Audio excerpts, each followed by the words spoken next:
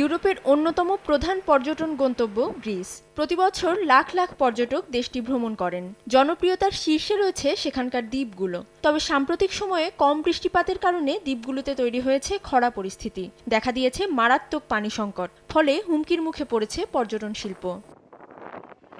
Aegean সাগরে অবস্থিত Naxos গ্রিসের অন্যতম জনপ্রিয় দ্বীপ। কৃষিক্ষেত্রে এটি সবচেয়ে বেশি উর্বর।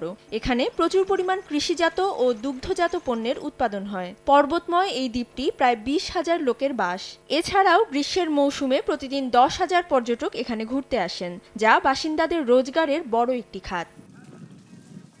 কয়েক বছর ধরেই পানি সংকটে নাক্সোস দ্বীপ, তবে এবছর তা তীব্র আকার ধারণ করেছে।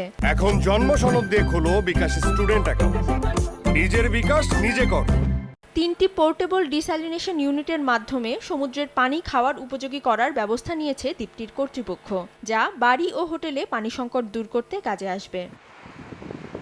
অধরা শ্রেয়সী অথৈ, সময় সংবাদ।